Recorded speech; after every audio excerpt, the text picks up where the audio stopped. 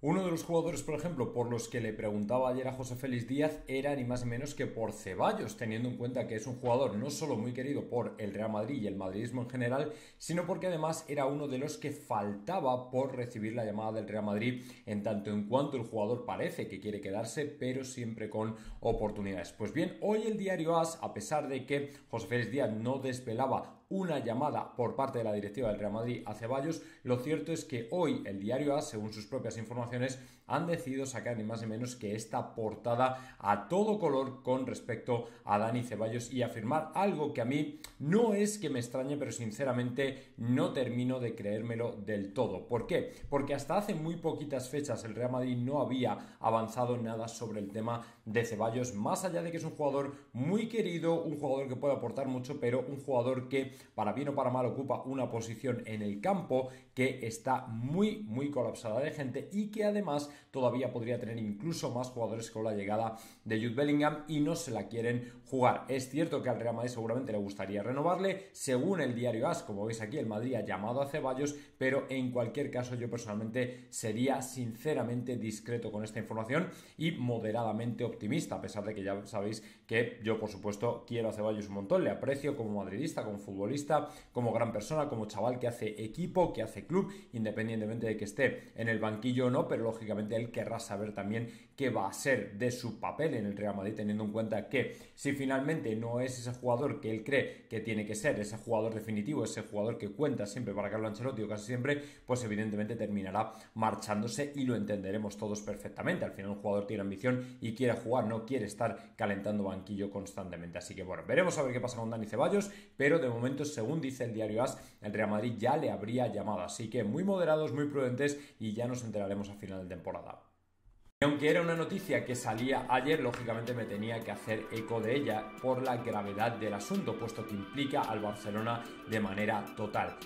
El hijo de Negreira reconocía en esta noticia de El Confidencial, sacada por El Confidencial, no es que le diera una entrevista al Confidencial, que efectivamente habría gastado miles de euros en desplazarse junto con los árbitros cada vez que pitaban en el Camp Nou. Coches de alquiler, hoteles, habitaciones, comida, restaurantes, reservas, etcétera, etcétera, etcétera. Toda una gama de diferentes opciones para los árbitros que actuaban en el Coliseo culé y que venían de la mano de alguna manera del hijo de Negreira. Todo esto acompañado del testimonio que ayer salía en el programa de Gol de Radio Marca de Pablo Parrado, en el que se comentaba o se daba cuenta, se hacía una denuncia pública acerca de una presunta bala dejada en la plaza de garaje del exárbitro, donde al parecer también aparcaba el hijo de Negreira, es decir, un tema que está tomando tintes de absoluta película de Netflix mafiosa. Ya sabéis cómo acaban en ese tipo de situaciones y sinceramente algo muy preocupante, por lo que yo ya os comentaba o hacía una pequeña reflexión para que todo el mundo lo tuviera en cuenta. Pero en cualquier caso lo que queda claro es que al final efectivamente las imágenes aquellas que sacaron en el chiringuito, en las que se veía al hijo de Negreira acompañando a árbitros, entrando al Camp Nou,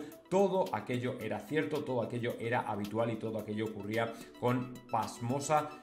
habitualidad. Con lo cual yo creo que ya no... Bueno, hay que seguir hablando de presunto, de supuesto, de todo por seguir el protocolo de la presunción de inocencia del proceso judicial, pero sinceramente creo que ha quedado más que demostrado que esta gente tiene mucho que esconder, que hay que tener mucho cuidado con lo que se dice, porque si todo esto está en el sumario, yo creo que es cuestión de horas de que al final el hijo de Negreira termine imputado, porque es que más claro ya el agua. Además que en el Confidencial dan la cifra de euros, 90.000 euros, una auténtica burrada, así que bueno, veremos a ver qué pasa. Y por cierto que ahora me salgo un poco del camino futbolístico para llamar la atención sobre un mensaje de Sergio Ramos que me ha sorprendido brutalmente, porque es desde luego un mensaje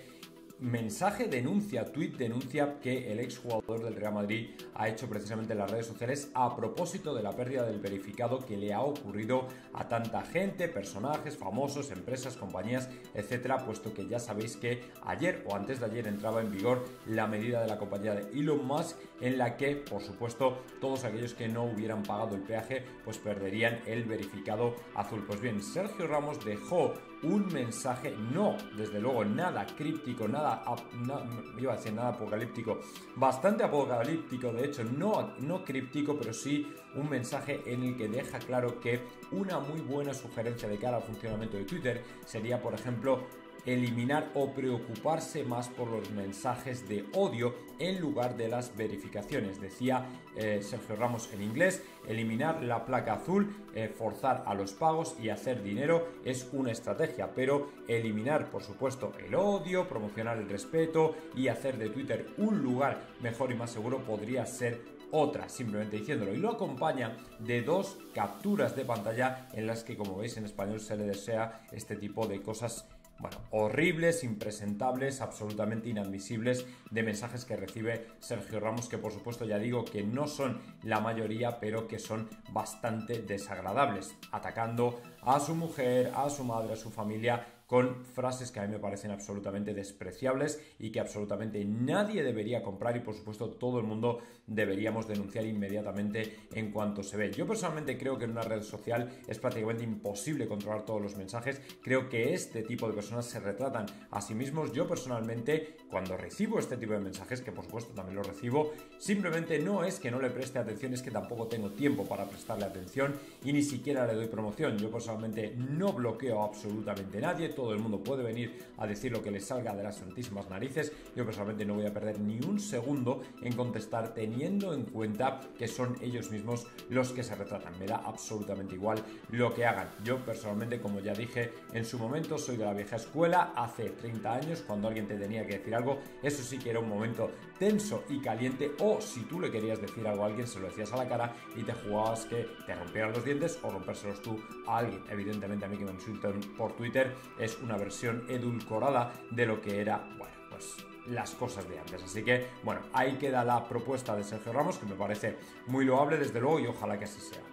Tal y como os adelantó ayer José Félix Díaz en el directo, y por eso le seguimos trayendo un José Félix Díaz que es buen conocedor y me consta de cómo funcionan FIFA, UEFA en diferentes aspectos, materias y términos, lo cierto es que la reunión de Laporta con Ceferín, siendo por ejemplo en Eslovenia y no en la sede de la UEFA, ya era bastante sospechosa. Yo le pregunté, sabéis perfectamente que él respondió que no cree para nada que la UEFA deje pasar lo que ha ocurrido con el Fútbol Club Barcelona, a pesar de que ahora en medios pro-culés, cuentas de Twitter, canales de YouTube, se está vendiendo que no va a haber sanción y que Ceferín le ha dicho a Laporta que no se preocupe. Lo cierto es que no es del todo, no está del todo claro que eso vaya a ser así. Por ejemplo, ayer en el aeropuerto, a su regreso de la reunión, a Laporta le pillaban las cámaras del Chiringuito, le preguntaban por una posible sanción y la, entre comillas, respuesta era un silencio sepulcral. ¿Por qué? Porque muy probablemente Laporta no va a poder evitar lo que para mí es inevitable. Ya no hablo, no puedo reproducir lógicamente el videoclip, aunque lo comparto por aquí con vosotros,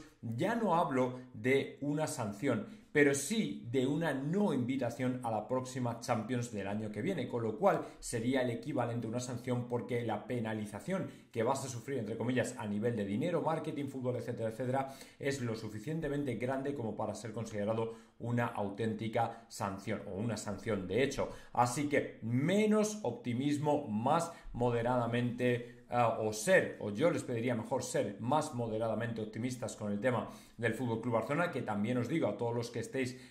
deseando o esperando que haya ya una sanción, también sed moderados, porque ya sabéis que en el mundo del fútbol puede ocurrir cualquier cosa. Pero mi opinión, por lo que he estado hablando con José Félix Díaz, por lo que me ha comentado, porque lo que ha salido aquí, por lo que ha salido en diferentes medios de prensa, lo cierto es que, como digo, hay que ser prudentes, pero no parece que la UEFA vaya a dejar pasar lo que ha ocurrido con el Barcelona, y ni siquiera va a esperar a que haya una sentencia judicial para atizarles con todo lo gordo. Así que cuidado con esto, que no está claro, y en Barcelona ya se está vendiendo un optimismo que en mi opinión es completamente infundado.